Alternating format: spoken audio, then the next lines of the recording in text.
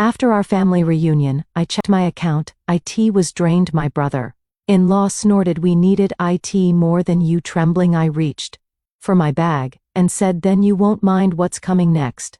As they laughed, a loud bang shook the house. The door flew open. "We needed it more than you." That's what my brother-in-law said, smirking across the living room while everyone pretended they didn't hear him. My hands were still cold from the lake water when I checked my account, expecting to clear a few payments. Instead, I watched every dollar I had saved over 5 years vanish in one blinking refresh. Zero. All of it. Gone. I looked up at him. His glass raised, his laugh sharp enough to cut. "They thought I would crumble right away. Right there at the lake house." But the truth was simple. This wasn't the moment I broke. It was the moment I woke up. My name is Florence, and for most of my life, I believed family was something solid. Something you could lean on without wondering if it would collapse beneath you. I grew up in Portland in a small house that always smelled like sawdust and Sunday coffee. My parents ran a tiny hardware store on the edge of the city, the kind of place where regulars stopped by just to talk. They raised me to work hard, keep my life. I took my word and never take more than what I earned. Allison, my younger sister, was different. She floated through life like it owed her something. While I spent summer stocking shelves at the store, she spent hers chasing parties and boys and late-night thrills. Mom used to sigh. Dad used to smile, and I used to cover for her, telling myself she just needed time to grow up. But time didn't give us what we hoped for. Not long after I turned 25, a drunk driver ran a red light and took both of my parents in one instant. The world didn't just break, it hollowed out. We sat in the lawyer's office days later, numb, barely breathing, listening as he explained the estate. A modest house, the store, and a small savings account. When everything was settled, Allison and I each received a portion. I put mine into the boutique I'd been dreaming of for years. She put hers into Kyle. He came into her life like a storm, loud, charming to slick around the edges. The kind of man who talks fast, laughs hard, and carries himself like he's already won something he never earned. Within months, they were married. Within a year, Allison wasn't the same. Softer, quieter, always checking Kyle's expression before she spoke. I noticed, but she brushed it off. "He just wants what's best for us," she'd whisper, though she never looked convinced. The lake house reunion had been Uncle Robert's idea, a chance to reset as a family.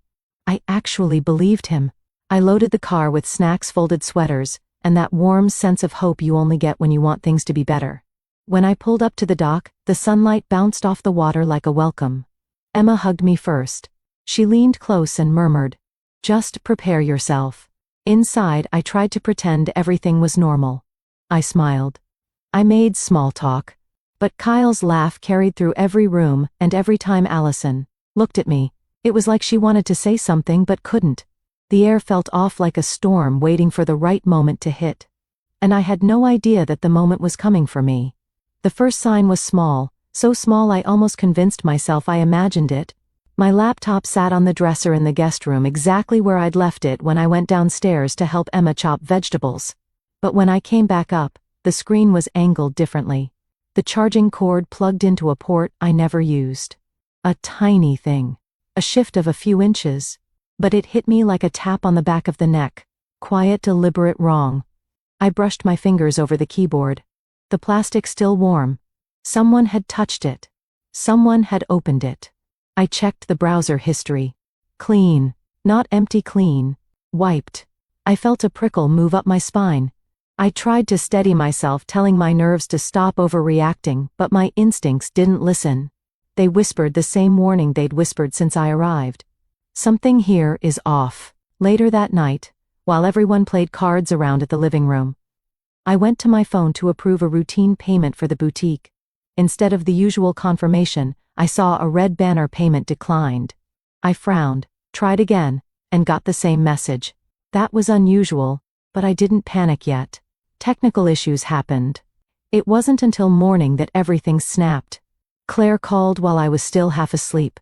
Her voice was tight, sharp, too controlled. "Florence, the vendor payment bounced again, and your account shows insufficient funds." My stomach dropped. That's impossible, but even before I opened my banking app, I knew what I'd see. Some part of me had known for hours. The screen loaded, numbers shifted, and then there was nothing. Not a mistake. Not a glitch. Zero. Every dollar I had saved for 5 years gone. I walked into the kitchen like a ghost. The smell of coffee, the chatter, the clatter of forks. It all felt distant, unreal. When I said, "My money's gone," the room fell silent. Uncle Robert stood up. Gone. What do you mean, gone? I held up my phone, transferred out overnight. All of it, gasps, murmurs. Emma rushed to my side. Only 2 people didn't move. Allison staring into her mug as if she could disappear inside it. And Kyle, leaning back in his chair, arms crossed, expression blank. "Did you call the bank?" Emma whispered. I did. My voice felt hollow. They said the password and security questions were entered correctly from a recognized device. A chill swept through the kitchen. I didn't look at anyone but Kyle. "You were near my laptop yesterday," I said quietly. "Were you in my room?" Allison's head snapped up. "Are you accusing my husband?" Kyle exhaled a laugh, short, smug, dismissive. "Maybe your little business partner messed up. Or maybe you don't know how money works." His tone sliced through the air. "Show us your bank statements," I said. "If you're so financially stable." His smirk twitched just barely. "I don't owe you proof." "Oh, really? Because if you weren't involved, you'd be shouting louder than anyone here." Allison's hands trembled. She wouldn't look at me. Kyle finally leaned forward, voice cold enough to frost glass. "We needed it more than you." The room erupted, shouts, disbelief. But I didn't hear any of it. I just felt something inside me hard and settle sharpened. This was no misunderstanding. This was betrayal, planned, personal, and precise. And it was the moment I stopped being afraid. I don't remember sitting down.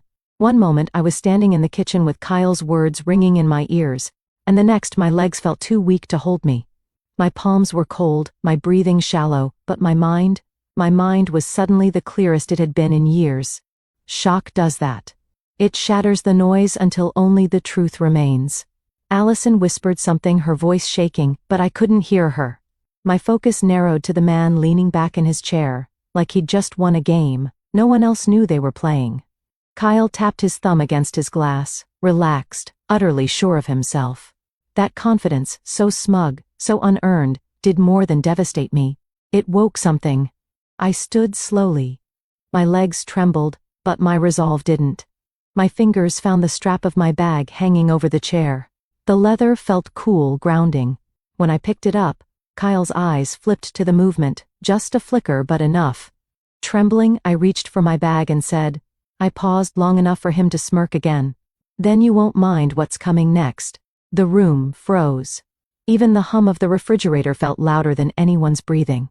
Kyle scoffed and stood up so abruptly his chair scraped across the floor. "You're not calling anyone," he snapped, stepping toward me. Before he got close, Uncle Robert moved in front of him, shoulder squared.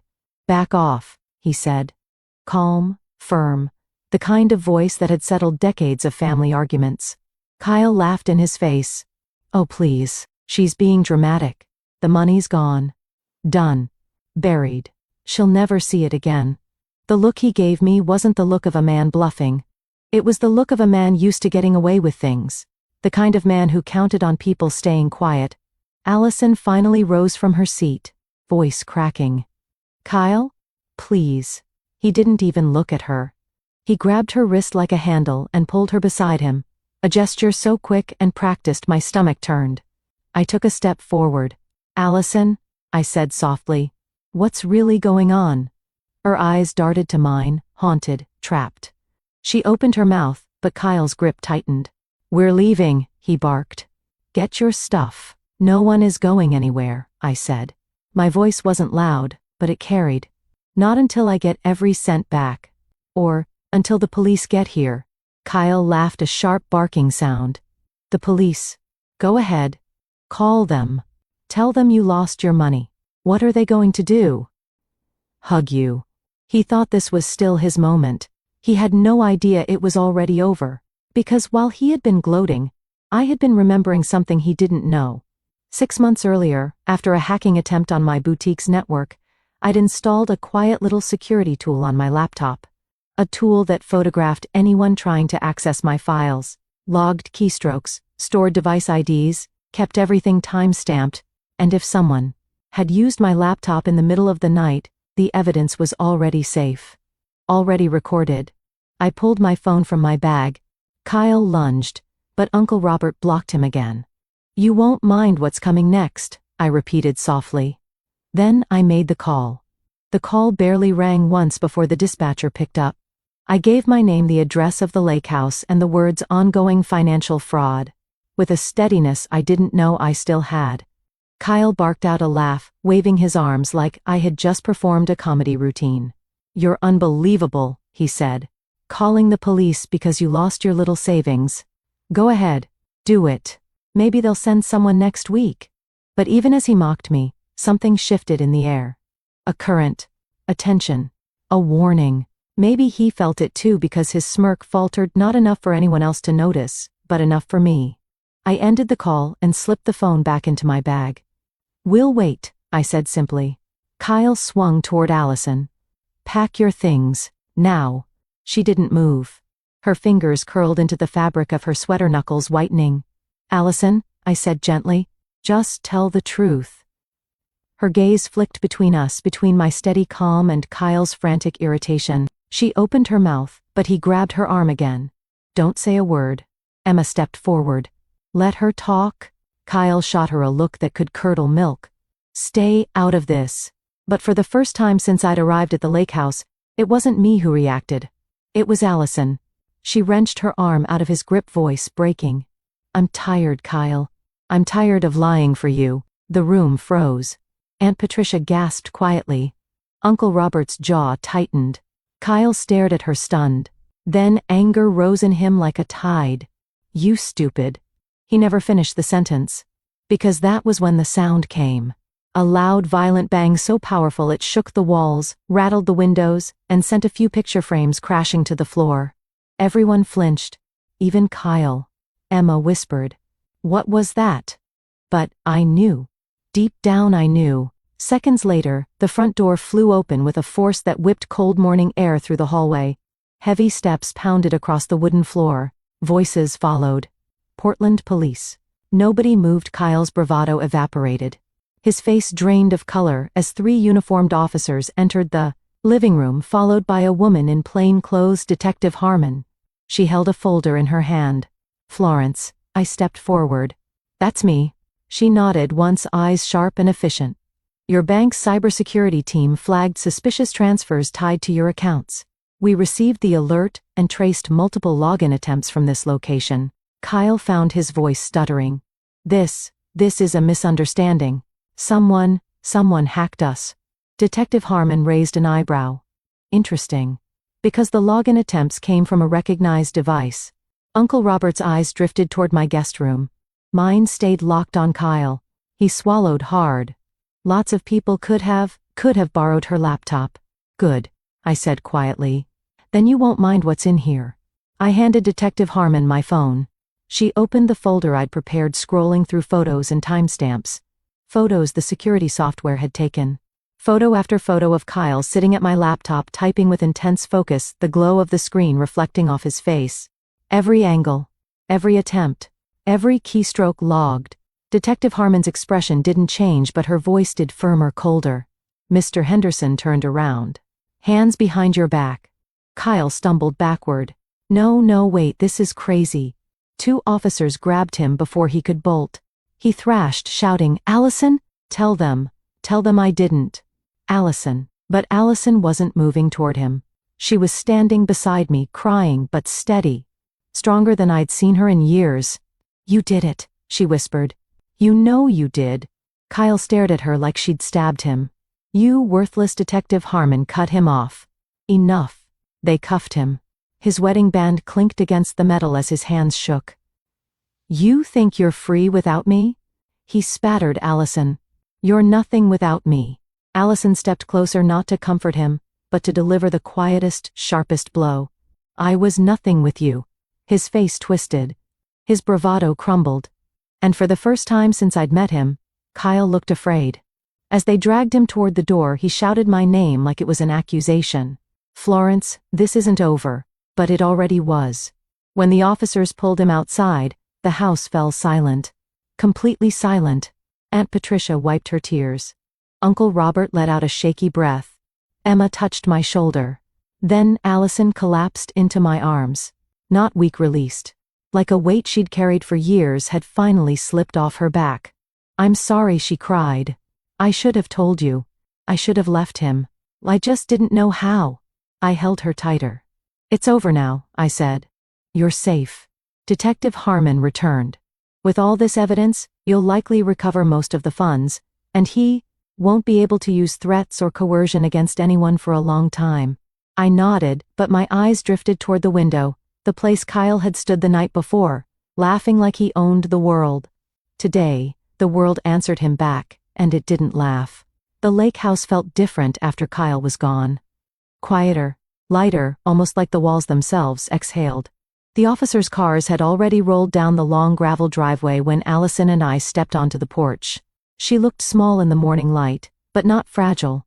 More like someone finally realizing the world wasn't as dark as she'd been taught to believe. Over the next week, everything moved quickly. Detective Harmon kept me updated as the bank recovered transfer records and traced Kyle's digital trail. When she called to tell me that most of the money would be returned and the remaining losses covered by fraud protection, I sat down on the edge of my bed and let myself grieve for the first time in days. 5 years of work saved. Allison made her own call to a friend with a spare room and filed for divorce soon after. She moved in with me, temporarily filling my apartment with soft apologies and the scent of her late-night baking. There were moments when guilt washed over her in waves, but I reminded her that surviving someone like Kyle wasn't weakness, it was endurance, and now she was choosing something better. A few weekends later, the family gathered again at the lake house this time, not for a reunion, but a reset. We repainted the porch railings, fixed the windows Kyle had slammed during an argument months earlier, and opened every curtain to let the light back in. The house didn't feel haunted anymore, it felt reclaimed. And as I stood on the dock watching the water ripple under the sun, I realized something simple and true: justice doesn't erase the pain, but it does clear enough space for healing to grow. A month later, I stood inside my second boutique, sunlight spilling across the new displays, like a promise I'd fought hard to keep. The money was back, the doors were open, and for the first time in a long time, I felt grounded in a life I built myself. Allison stopped by that afternoon with fresh pastries, her smile soft or steadier. She wasn't healed yet, but she was moving towards something real, something hers. Looking back at the lake house, at Kyle, and everything that broke, and everything that rebuilt, one truth stayed with me. Blood doesn't give anyone the right to hurt you. Boundaries do. If this story hit something in you, share your experience below and subscribe so you don't miss the next one.